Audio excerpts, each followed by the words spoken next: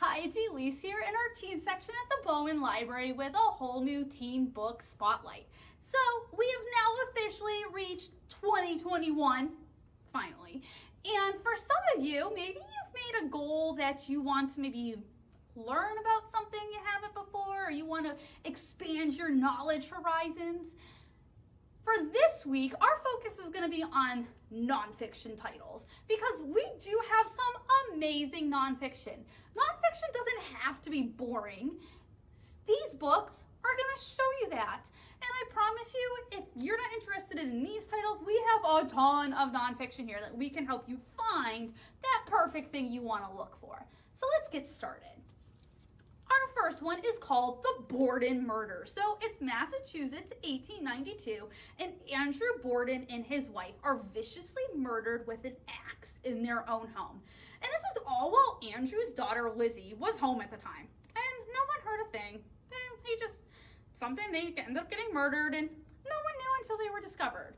Quickly, this crime becomes known as the crime and the trial of the century, as Lizzie is arrested and charged with their murder. This amazing nonfiction book takes you through the before, during, and after, while introducing you to all of the players, scenarios, and possible outcomes, leaving you to decide for yourself, what do you really think happened? If you love true crime, I highly recommend and encourage you to read this take on the Borden murders. Sarah Miller, the author, does an amazing job. It reads like you're just reading a story, and you will want to know what all happened so you can try to make your own decision. There will be things that will shock you, surprise you, stun you, leave you like wondering, I'm not entirely sure about that. This is the Borden murders. This is Blood, Bullets, and Bones. So this is all about the history and development of modern forensic science, starting with how they solved crimes all the way back in ancient times and what we have learned from those times and throughout history, and what have we honestly applied to what we do now to solve crimes. Even though it looks very different, some of it is kind of the same.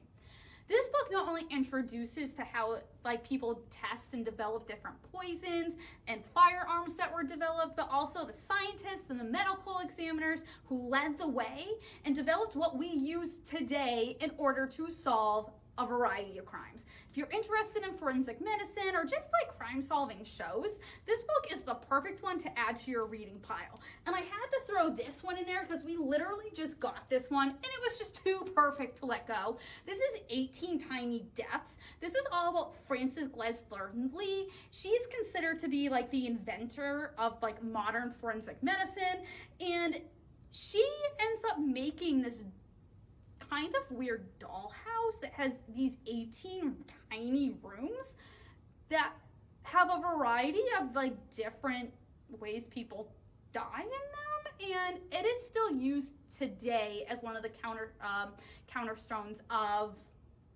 forensic medicine. So this is 18 Tiny Deaths. Goes great with Blood, Bullets, and Bones. Now, on a different note, this is Boots on the Ground by Elizabeth Partridge. So this book about the Vietnam War is not like your typical book about the Vietnam War. This book brings the war to an extremely personal level, and it's told through chronological order through the points of view, stories, and interviews from 6 U.S. soldiers, as well as a military nurse and a Vietnamese refugee. Between all of their accounts, there's different chapters that they each share what's going on in their lives at the time in this the chronological order. There's over 100 photographs, and there's even chapters about individuals who were involved in some way, shape, or form with the Vietnam War, from 4 U.S. presidents to Martin Luther King Jr., and even Maya Lin, who was responsible for designing the Vietnam War Memorial that is in Washington, D.C. today. This nonfiction book will bring you so much more into the Vietnam War because of all the personal details and perspectives that you don't get from your typical history book or even like your textbook at school. I highly recommend this to everyone who, no matter how much or what you know about the Vietnam War, because again, it brings you a different perspective. It brings you these people who literally were there on the ground. This is Boots on the Ground. Accused. Okay, this one can get a little little weighty and there is some mature content in this one, but it is super timely for what is taking place in our time right now, as well as what has happened in history that we can reflect upon. So it's 1931 in Alabama, at the height of segregation and discrimination against African Americans. A group of African American boys between the ages of 13 and 20 were riding on a freight train when a group of white teens started a fight. When they got to the next station, the white boys jumped off the train since they were kind of losing this fight.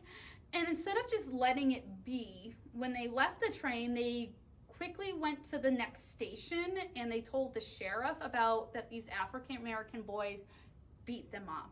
And when the train got to the next station, the sheriff was there waiting to arrest all of them for assaulting these white boys. Not only were they charged for that incident, which they really had nothing to do with, but they were also charged for sexual assault on two white women that were on the train, which did not happen at all. They were then quickly put into trial, and they were found guilty through an all-white jury, and some of them were honestly sentenced to life, or they were sentenced to death. This situation, though, quickly gained international attention, and it makes its way all the way to the Supreme Court. This book will take a look at all of the steps, again, the before, the during, and the after, and the multiple trials that each individual was put through to show and gain belief for their innocence. I'm talking some of these people went through multiple trials and that they were found guilty each time until they were finally proven innocent, because that's what they were. This book will open your eyes and will make you wonder about and think about the atrocities that have happened in our history in the past, but as well as the ones that are happening right now and what we can do to try to make a difference. This is Accused. They Called Us Enemy by George Takei. So this graphic novel memoir is all about George Takei's experience growing up in the United States during World War II. Being Japanese American, his family, they were living in California, just, minding their own business.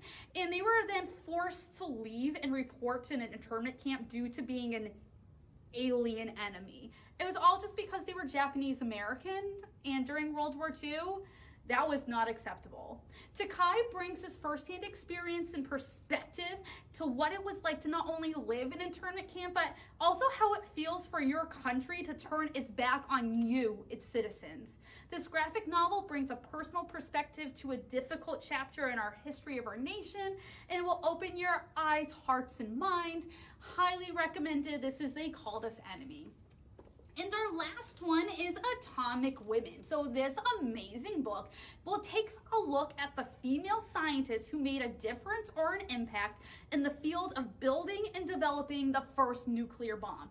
Even though a lot of the times they do not get any credit for their work on this. This starts with well-known names such as Marie Curie to names you have never heard of before, and you will learn so much about all of them as each chapter focuses on an individual female. It's told in chronological order, and because of that, you will then, as you read further into each of their stories, you will see how their discoveries and developments impacted the scientists that followed them. And without all of these different discoveries by these females, the nuclear bomb would not have existed, as well as many of the discoveries and breakthroughs that have occurred that impact our lives today. If you like science and you want to read about some serious gold per hour, this has it all. This is Atomic Women. So again, these are just 6 of the nonfiction books that we have here at the library. We do have so many more though. We literally have something for everyone. So I encourage you to come on out, either take a look at one of these 6, or we are here to help you find that perfect nonfiction book that's going to send you learning so much more about what you want to learn about. I hope you tune back next week when we have a whole new teen book spotlight, and I hope you have a great week.